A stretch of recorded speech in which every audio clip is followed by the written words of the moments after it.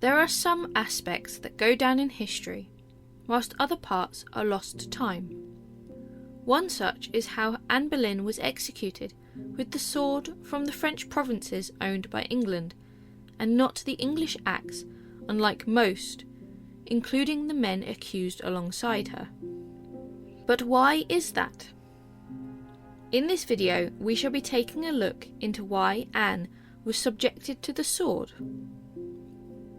Anne Boleyn was found guilty at her trial and condemned to death for treason, along with the other men on the 13th of May 1535. For men of the gentry and aristocracy, this crime was punished by the beheading with an axe. In the case of the common folk, or the aristocracy not given mercy, it was being hung, drawn and quartered at Tyburn.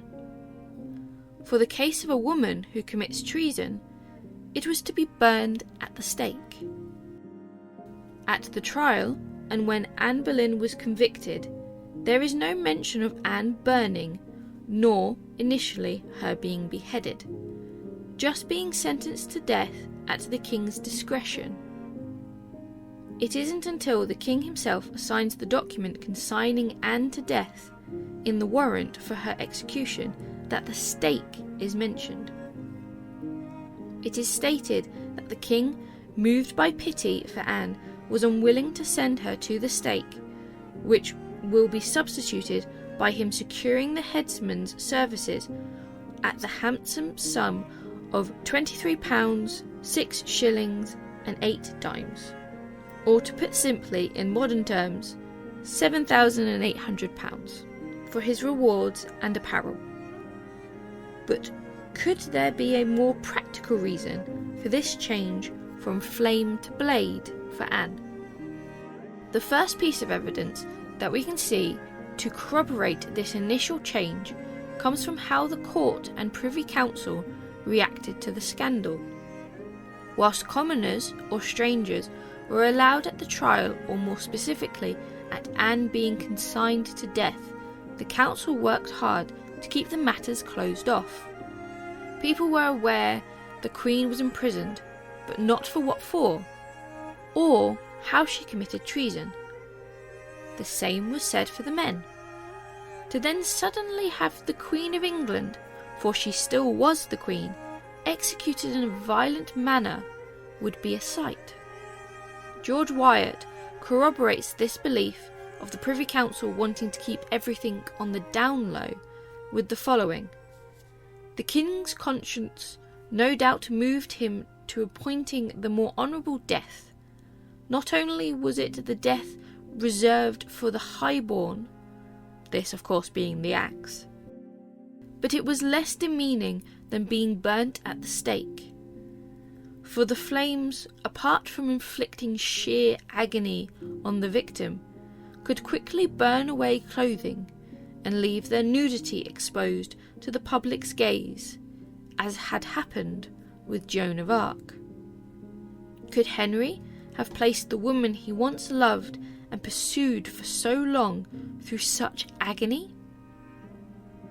Or, on a more possessive level, could the king allow the woman that was his and his wife alone at the time of conviction to potentially be seen naked by both masses and, if not them, then members of the aristocracy?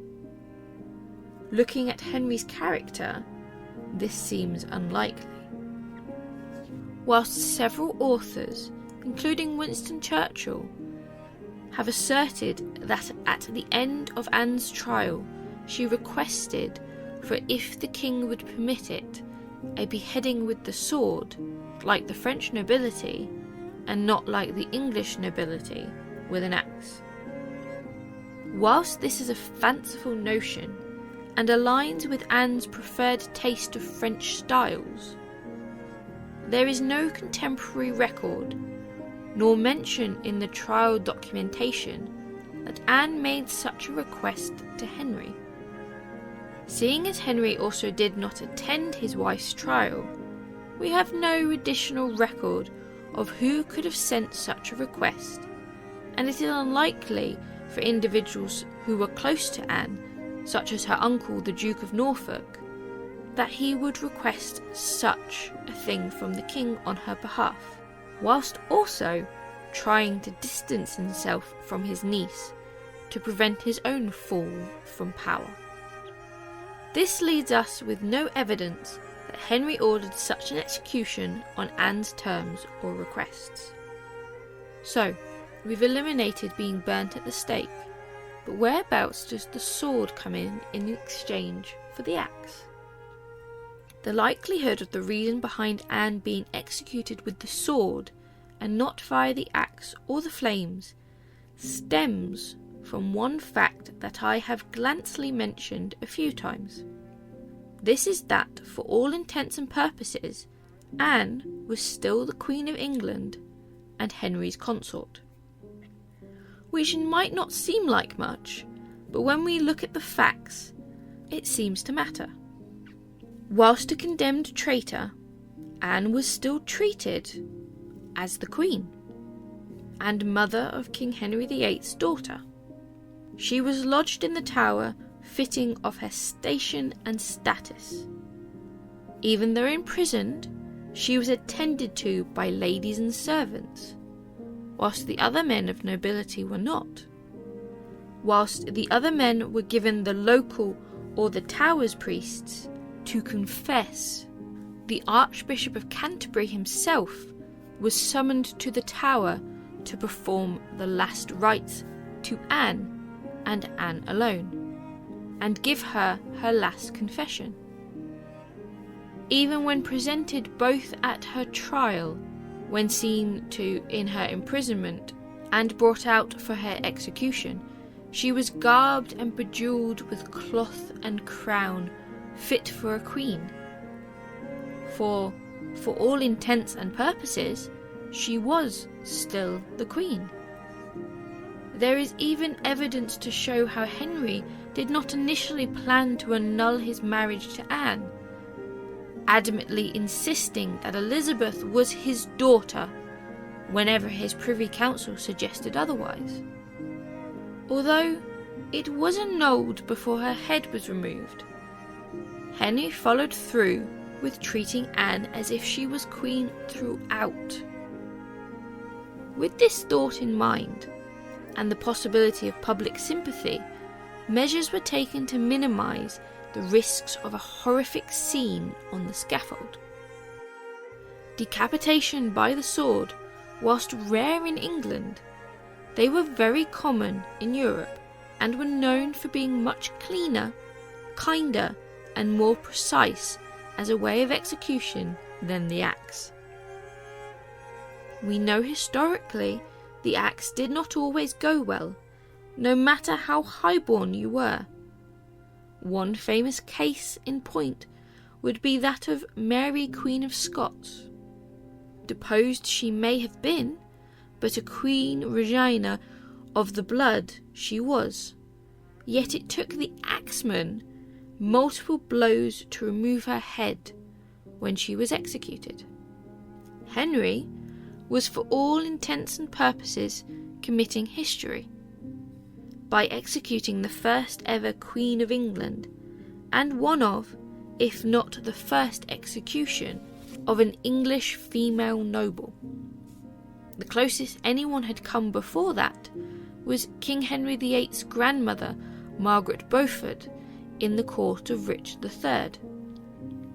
So whilst it may be true his conscience may have started to plague his mind, it was more likely Henry wanted to be seen as both merciful but also setting a standard, that he was a fair and a just king, even as he removed the head of a woman he had spent years fighting for. However, one fact that cannot help but be added shows a crueler side of King Henry VIII. For the executioner to arrive the day Anne was subsequently executed, he would have to have been sent for before Anne's trial, before she was even convicted of treason and sentenced to death.